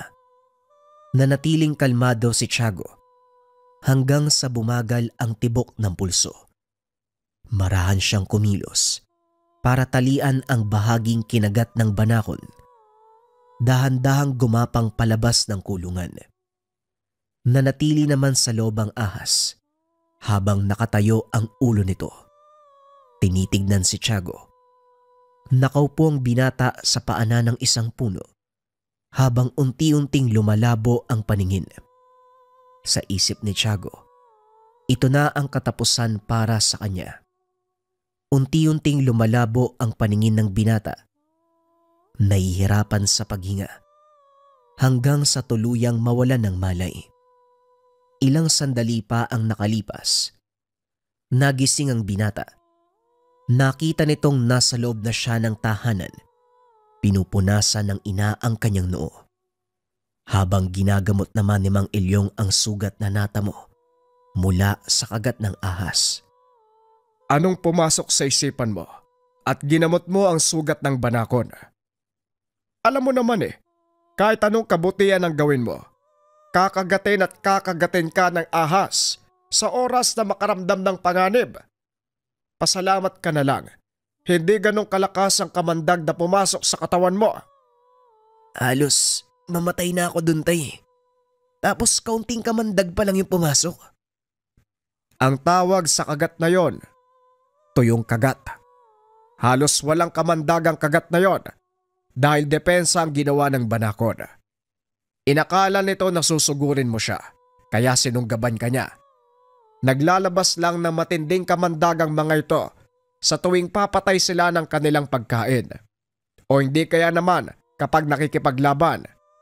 Maswerte ka pa din. Huwag mo nang uulitin yun ha. Baka sa susunod, hindi na to yung kagat ang abutin mo. Kinabukasan, muling binalikan ni Tiago ang banakon. Nakita nitong tila walang ganang kumilos ang ahas. Tinignan ng binata ang sugat. Napansing namamaga ito. Gagamutin pa sana kita eh. Kaso, balak mo akong patayin eh. Sabay lakad palayo. Laking gulat ng binata nang makarinig ng boses. Hindi ko balak na patayin ka. Batay lang yan sa pagkakaunawa mo. Biglang napahinto ang binata. Nilibot ang tingin sa paligid, ngunit walang ibang taong naroon. Teka, ikaw ba'y nagsasalita? Habang papalapit sa banakon. Meron ka pa bang ibang nakikita dito? Dalawa lang naman tayo ah. Nanlaki ang mga mata ni Tiago. Nang makita nito, nakatayo na ang banakon sa kanyang harapan. Sa hindi malamang dahilan, nakalabas ito sa kulungan. Oh, paano ka nakalabas? Sarado yung pinto ah. Habang naglalakad patras. Hindi mo ako lubusang kilala. Hoy mortal, kung sa tingin mo, pangkaraniwang ahas lang ako, nagkakamali ka. Makailang beses pang kinusot ng binata ang kanyang mga mata. Sinampal-sampal ang sarili para lang mapagtanto na hindi siya nananaginip. Anak nang, epekto ba to ng kagat mo? Parang umakyat na yata sa utak ko yung lason. Nakakarinig ako, nakakakita ako ng kung ano-ano. Naku, hindi nga ako namatay pero nababaliw naman ako. Akmang lalakad na sana palayo. Nang bigla siyang patirin ng banakon gamit ang mahaba nitong katawan. Aray ko naman! Para saan naman yun? O ano? Naniniwala ka na sa akin? Pero paano nangyaring nakakapagsalita ka tapos naiintindihan pa kita?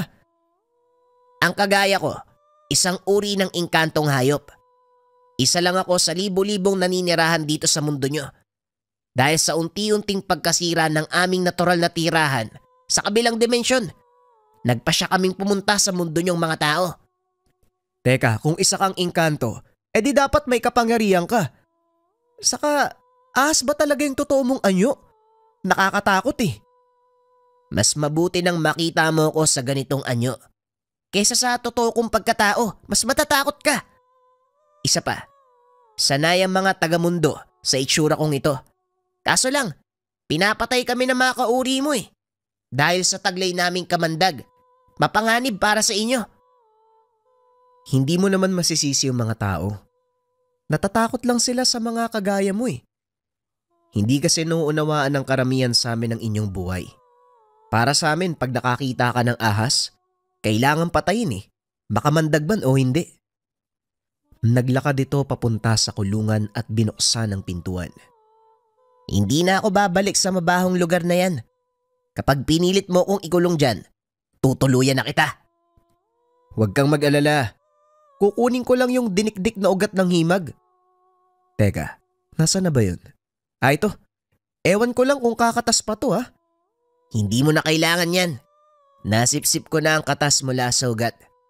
Ang kailangan na lang para tuluyang gumaling ang sugat ko ay ang dugo mo. Bagay na ikinagulat ng binata. Dugo ko? Bakit? Anong meron sa dugo ko?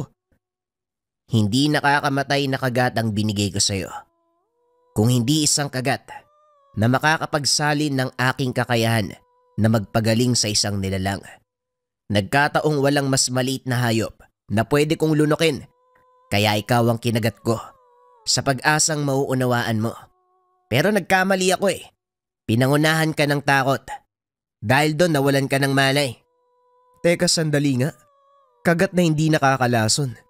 Paano ako maniniwala sa'yo? Mahirap ipaliwanag sa isang kagaya mo ang sinasabi ko. Bakit hindi mo na lang ipatak ang dugo mo sa sugat ko? Kumuha ng maliit na kutsilyo si Tiago. Sinugatan ng palad. Ipinatak nito ang dugo sa sugat ni Banakon. Nung una ay walang nangyari. Ngunit kalaunan ay nakita nila.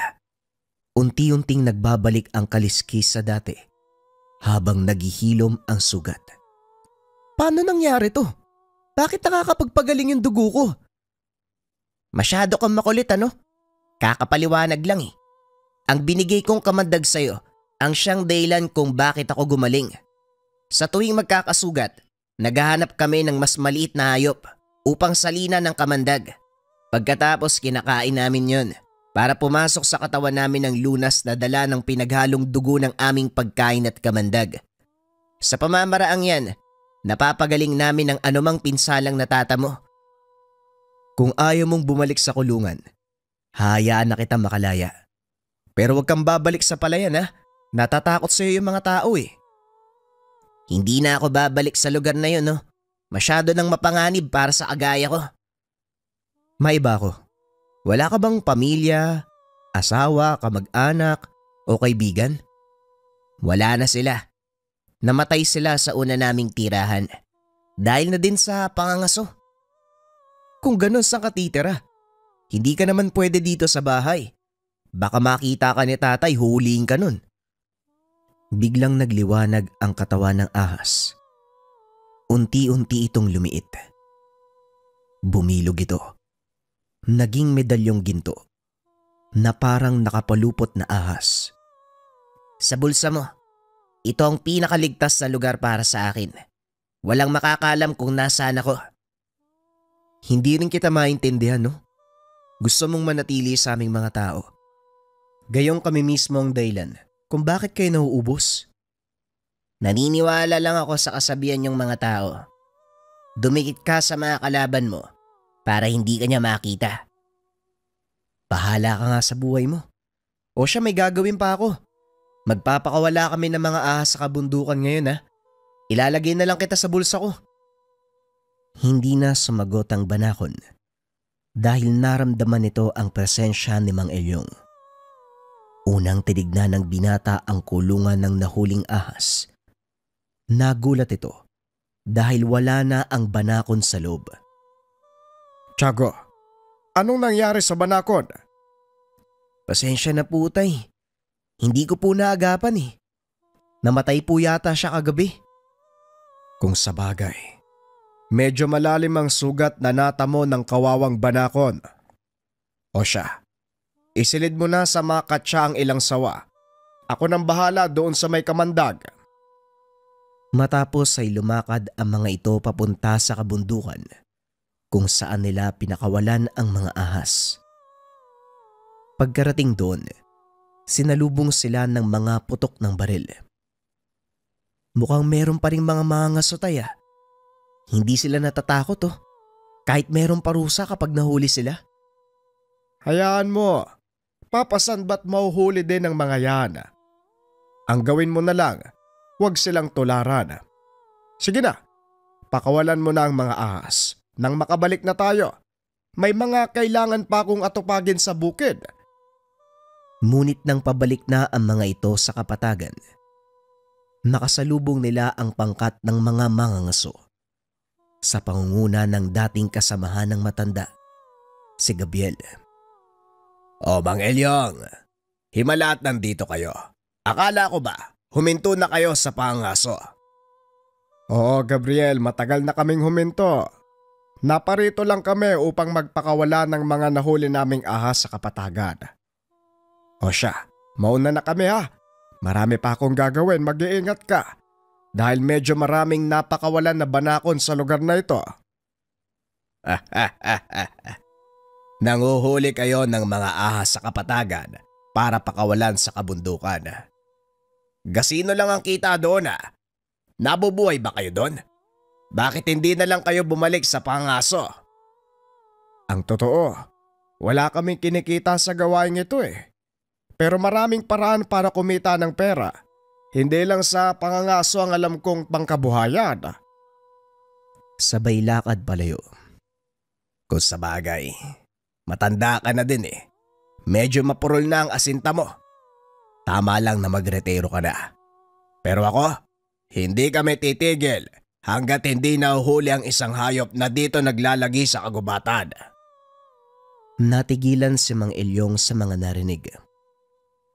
Masyadong mataas ang pangarap mo, Gabriel. Hindi mo kailanman mauhuli ang nilalang na yon dahil kulang ka sa pag-unawa sa mga bagay-bagay. Noon pa man sinabi ko na sa'yo, ang pangangaso, hindi lang pagpatay ng mga hayop, isa itong ritual. Kailangan mong pasalamatan ng anumang biyayang nakukuha mo sa kalikasan, bagay na ni minsan hindi ko nakita sa'yo. Sabay lakad palayo sa lugar. Mukhang nabara mo na naman yung mayabang na yun, Tay. Buti nga sa kanya. Napakataas kasi ng ere. Sobrang hangin kung magsalita. Yan ang mga tao na hindi mo dapat tolaran. Nasanay na sa ganyang pamumuhay si Gabriel. Simula pa nang nabubuhay ang kanyang ama. Wala nang ibang alam na hanap buhay ang taong yan kung hindi ang mga aso. Kung sa bagay, hindi mo rin naman masisisi, Tay. Paano nga namang bubuhayin ng pamilya mo kung wala kang paraan para mapakain sila? Eh di kung ano yung nakagisnan, yun lang yung gagawin ng tao. Pagsapit ng hapon, nagpunta sa baryo ang binata upang makipag-inuman sa mga kaibigan. Narinig nito ang usapan ng ilang kalalakihan. Ayon sa mga ito, may isang hindi kilalang hayop ang nananalakay sa kanilang baryo. Ang kadalasang nabibiktima, mga batang naglalaro sa daan. Dagdag pa ng mga ito, hapon kung sumalakay ang nilalang, dinadagit nito ang biktima upang dalhin sa kung saan. Nakikinig lang si Tiago ng mga sandaling iyon nang bigla siyang tawagin ng isa sa mga kaibigan. Uy, Tiago, narinig mo ba yung sinabi nila? Hindi ba dalubhasa kayo ng tatay mo sa paghuli ng mga ligaw na hayop? Medyo napalakas ang boses nito, kaya narinig sa kabilang lamesa. Yang ka na naman, Mitoy. Kahit kailan talaga, hindi ka marunong magbaba ng boses mo. Narinig tuloy tayo. Papalapit na sa kanila ang isa sa mga kalalakihan. Kung hindi ako nagkakamali, ikaw yung anak ni Mang Elyong, hindi ba?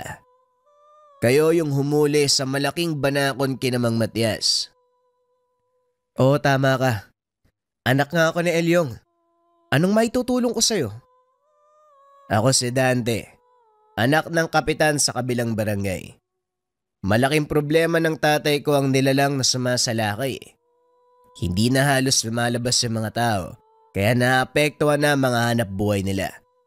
Kung talagang magaling kayong mga aso, bakit hindi nyo subukan puntahan at tuliin ang nilalang na sinasabi ko? Hindi ako sigurado kung papayag si tatay. Hayaan mo, kakausapin ko siya. Mukhang hindi tayo nagkalinawan. Ang sabi ko, anak ka ng kapitan. Anong paki ko? Ikaw ang nangangailangan ng tulong, kaya matuto kang magpakumbaba. Ganun pa man, hindi ko tatanggihan ang paghingi mo ng tulong kahit napakaangas ng datingan mo. Akala mo kung sino ka, ano? Aba, sira ulo pala to eh. Baka gusto mong mapatay dito ngayon. Sige nga, bakit hindi natin subukan? Gawin mo! Tumayo ang binata sa harapan nito.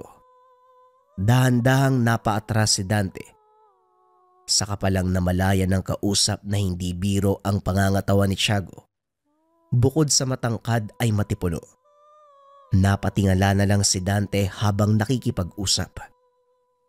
Anong problema? Akala ko ba papatayin mo ako?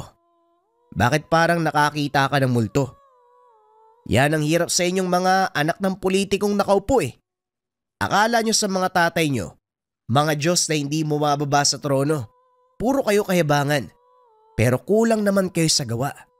Gaya lang din ang mga magulang nyong mahilig mangako sa tao. Sabay labas ng tindahan. Sa ngayon nanalo ka. Pero sa susunod, huwag mo nang hilingin na magkita pa tayo sa susunod. Dahil kung sakali, hindi mo magugustuhan ang mangyayari sa'yo. Pag-uusap ng dalawa. Naku, Tiago. Alam mo ba kung ano yung ginawa mo? Maraming kakilala si Dante. Baka mamaya tambangan ka ng mga yan eh. Kilala ko yung taong yun. At gaya ng sinabi ko kanina, puro lang sila salita. Tignan natin kung talagang tatambangan niya ako. Pag-uwi nito sa tahanan, kinausap ng binata ang ama tungkol sa nangyari. Ngunit laking gulat ni Tiago. Nakarating na pala ito sa kaalaman ng kanyang ama. Alam ko na ang tungkol sa bagay na yan. Lumapit na rin sa akin si Kapitan Ferrer. Kaya nga maganda ka. Dahil bukas ng umaga kakausapin natin siya. Talagang magkikita pa pala kami ni Dante. Napakayabang talaga ng anak ni Kapitan Ferrer. Bakit naman kasi? Ano bang ginawa sa'yo ng taong yon? Wala naman, tay. Pinakitaan lang ako ng kayabangan pero hindi naman nagkagulo eh. Magkakagulo pa lang kung sakali. O ikaw, makinig ka sa akin mabuti ha. Huwag mo nang patulan ng isang yon. Palibasa, lumaking nasusunod ang layaw. Sige na, magpahinga ka na. Maaga tayong aalis bukas. Kinabukasan pagdating sa kabilang barangay, kaagad hinarap ni Kapitan Ferrer ang mag-ama. Pinaliwanag nito ang mga nangyayari. Sa inala ko, isang malaking ibong mandaragit ang kumukuha sa mga bata dito sa amin. Hindi lang bata ka, Ilyong, kundi maging maliit na kambing. Kahit ang baka, hindi nakakaligtas. Meron bang nakakita ng nilalang na yon? Paano nyo nasabing dinadagit ang mga biktima? Bago mawala ang mga bata, nakakarinig ng malakas na pagaspa sa mga magulang. O hindi kaya naman, biglang lumalakas ang hangin. Maaari mo bang sabihin, Kapitan, kung saan huling nangyari ang insidente? Maaari ko kayong dalhin sa lugar, pero kumain muna tayo. Lalamig ang hinanda kong almusal. Medyo malayo sa kabisera ang pinangyarihan. Habang kumakain lumabas ng silid si Dante, kaagad napatitig kay Tiago. Tumangulang ang binata, bagay na kinainisan ni Dante. Walang iya ka. Anong ginagawa mo dito? Wika ni Dante, sabay dampot ng kutsilyo. Kumalma ka. Hindi ba nangingi ka ng tulong sa akin kahapon? O ito na kami. Anong problema mo? Ang mabuti pa, bitawan mo yung kutsilyo at baka masaktan mo lang yung sarili mo. Talagang napakayabang mo ha. Pasalamat ka. Nandito si tatay. Kung wala, kanina pa kita. Lumayas ka sa harapan ko, Dante. Hindi to ang oras para pairalin ang kayabangan mo. Kahit kailan talaga bastos ka. Dali-daling lumabas ng tahanan ang binata habang nagkakamot ng ulo.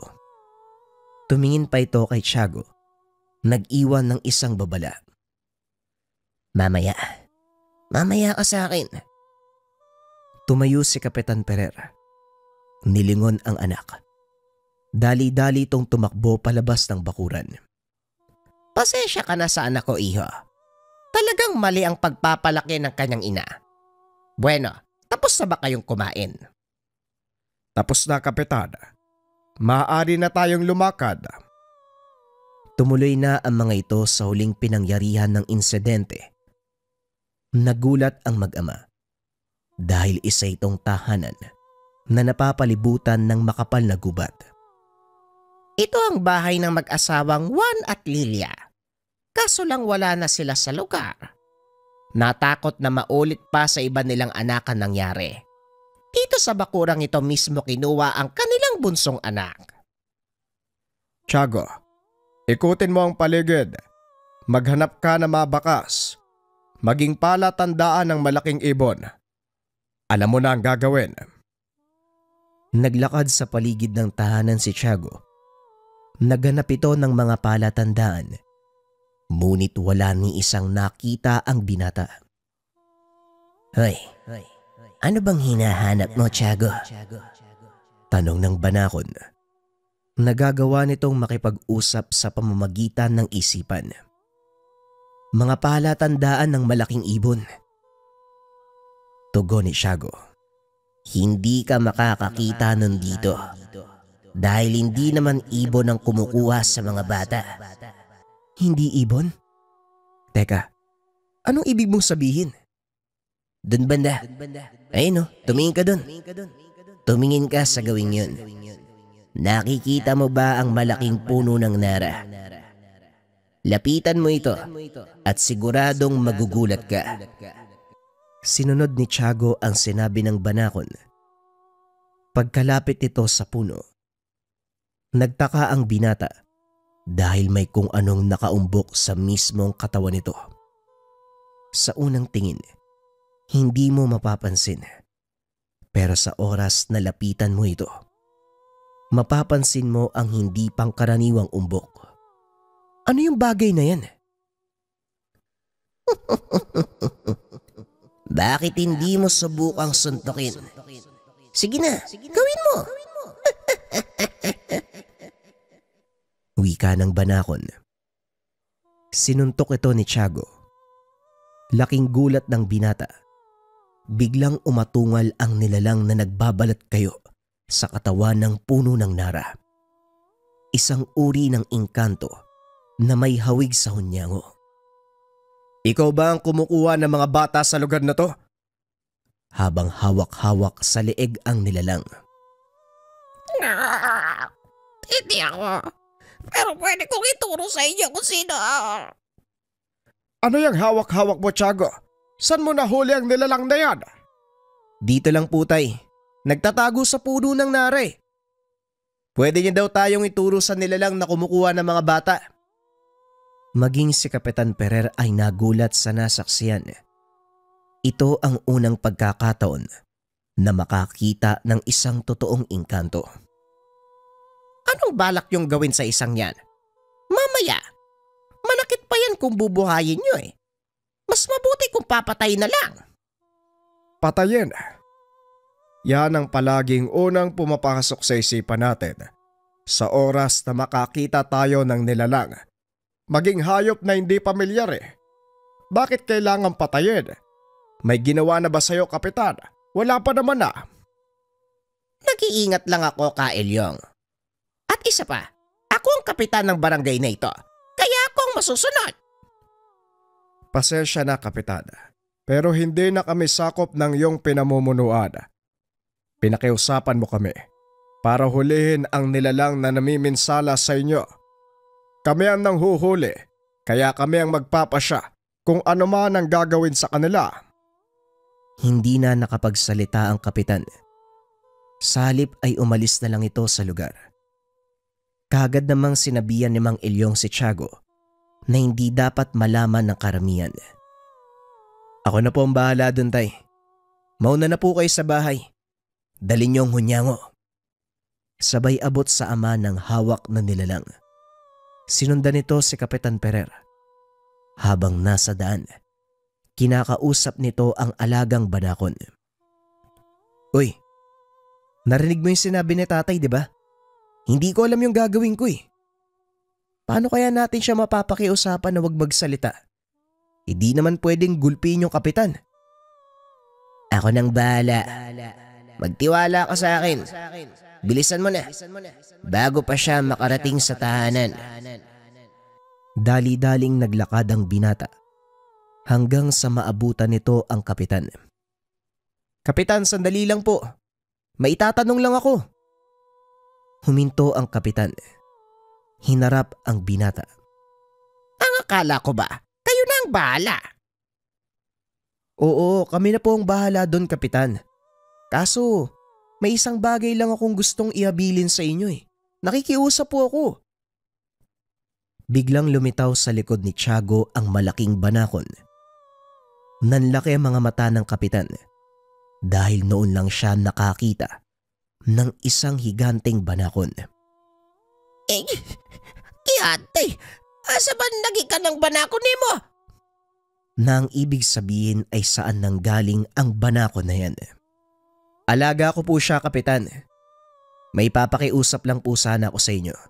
Yung nakita nyo kanina, pakiusap po sa inyo lang. Huwag po makakarating kahit kanino. Pwede bang atin-atin na lang yun? Habang pinapagpag sa kanyang kamay ang alagang banakon. Wala problema. Hindi ko sasabihin kahit kanino ang nakita ko. Ilayo mo lang sa akin yung banakon mo. Kung ganun may kasunduan tayo. Sa oras na makalabas ang balitang to, alam nyo na ang mangyayari. Matapos ay umalis na ito. Bumalik sa kanilang tahanan. Pagdating ng binata, nakita nitong kinakausap ng ama ang hunyango. Ano tay? May napiga ka na ba? Madali naman palang kausap ang isang to eh. Oo, nasabi niya sa akin kung anong nilalangan nangunguha ng mga bata. Hindi nga malaking ibon, kung hindi isang aswang. Ayon din sa hunyango, matagal na siyang nakatira sa punong iyon. Kaya nakita niya ang lahat ng nangyari nung araw ng kunin ng nilalang ang anak ng mag-asawa. Aswang! Mukhang magkakaroon pa ako ng inkwentro sa mga aswang.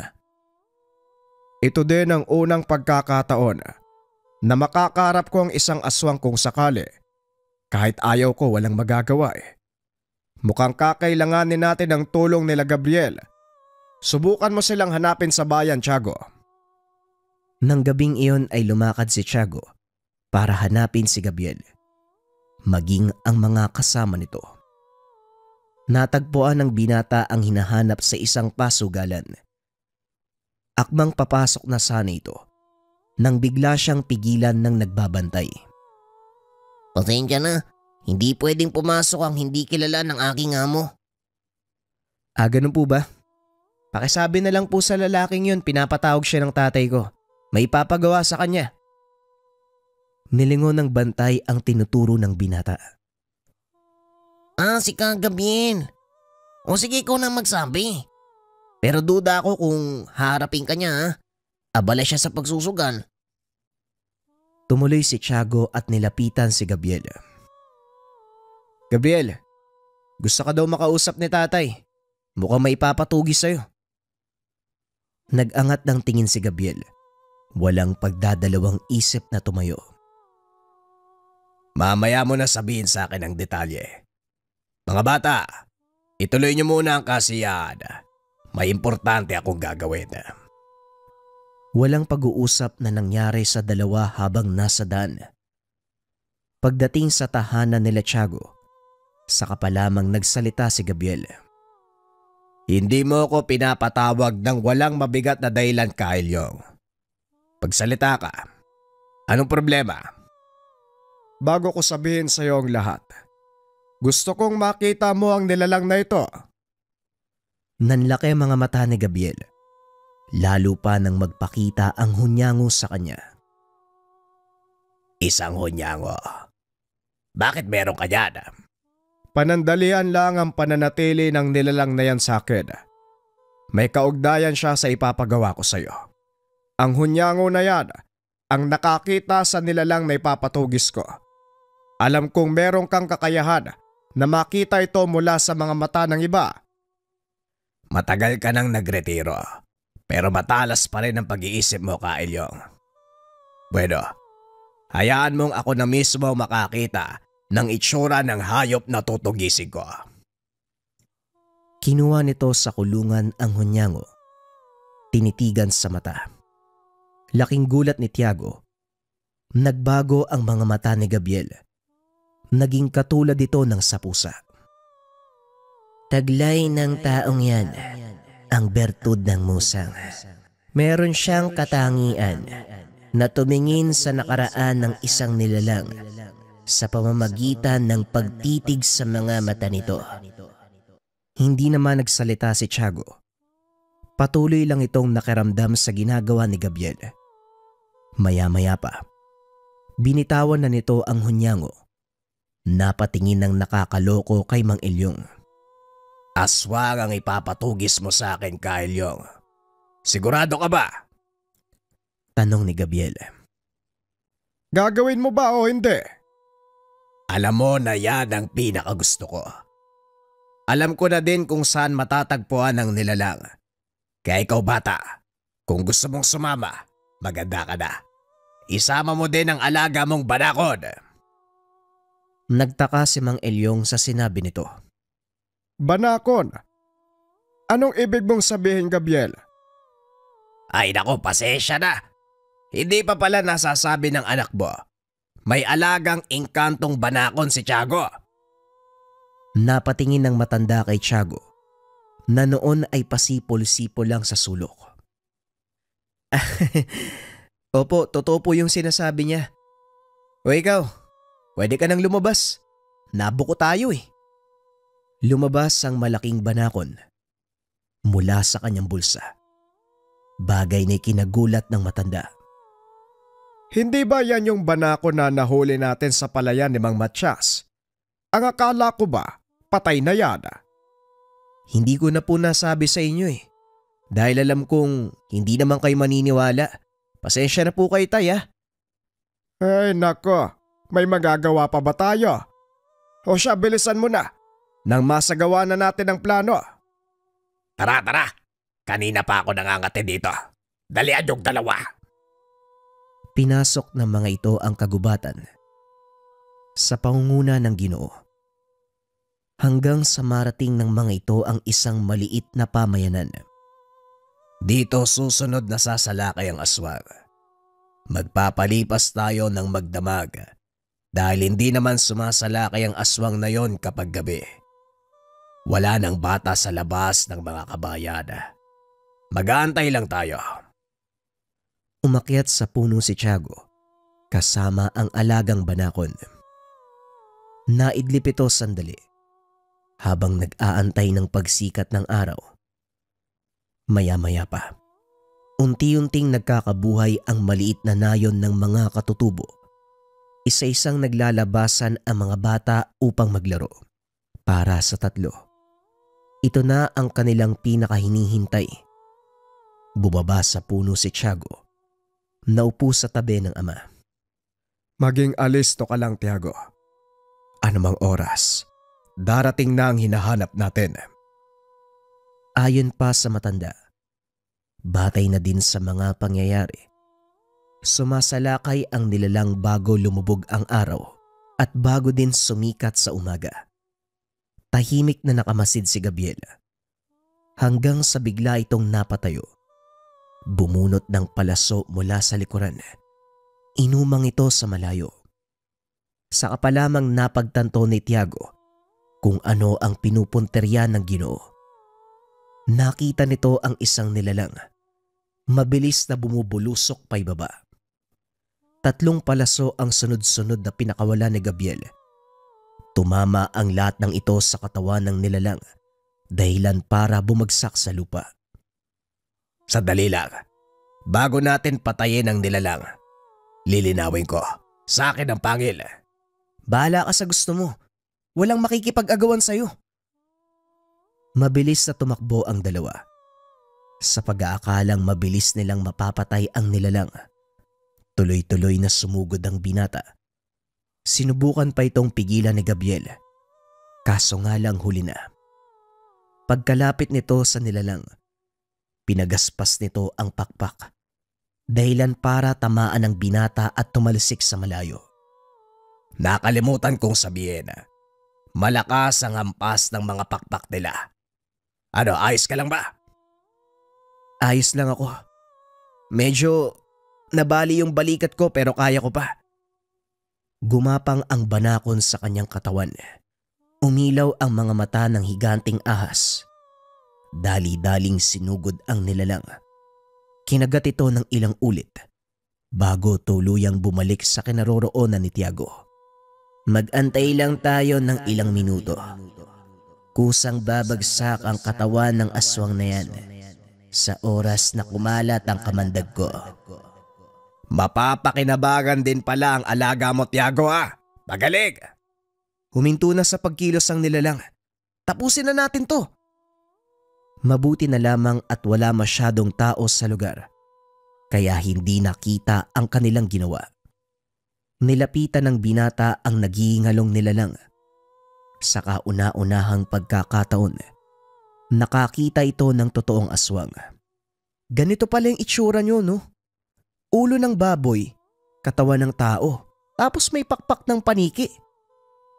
Habang sinisipa ang nilalang. Hindi lahat ng aswang ganyan ang itsura, Tiago. Isa lang yan sa marami nilang uri. Matapos ay pinugot nito ang ulo ng nilalang upang kunin ang malaking pangil. Mabuti naman at nagawa niyong mapatay ang nilalang na ito. Pero sa palagay ko, hindi siya nag-iisa. Ano, Gabriel? May bago ka ng pagkakakitaan kaysa sayangin mo ang buhay mo sa pagpatay ng mga nanganganib ng maubos na hayop. Bakit hindi ka na lang maging tagatugis ng aswang? Magiging manunugis lang ako kung babalik ka sa pagiging mangangaso. Masyado nang matanda si tatay para gawin yan. Ako na lang ang ayain mo. O sige, wala problema. O siya, mauna na ako ha. Hanggang sa susunod na misyon, Tiago. Kapala, ingatan mo ang alaga mong banakod. Matapos ang kaganapang iyon, sinanay ni Mang Ilyong ang anak sa paggamit ng pana sa pagiging manunugis. Maliban pa sa trabahong ito, nagpatuloy sila sa kanilang gawain. Paminsan sumasama sa kanila si Gabriel, lalong-lalo na kung may kakaiba sa kanilang pupuntahan. Sa paglipas ng panahon, nakilala ang grupo nila Tiago sa lugar bilang manunugis ng banakon. Ngunit para sa kanila, may mas malalim pa itong obligasyon. Ito ay pangalagaan ang wastong balanse ng kalikasan sa pamamagitan ng pangangalaga sa mga hayop gaya ng mga makamandag na ahas. Ipinapakita sa kwentong ito na hindi lang peste ang mga banakon, kaya hanggat maaari, wag na wag silang papatayin. Tumawag ng mga tao na may alam sa panghuhuli sa kanila. Palaging tandaan na hindi lahat ng hayop na nakikita ay normal.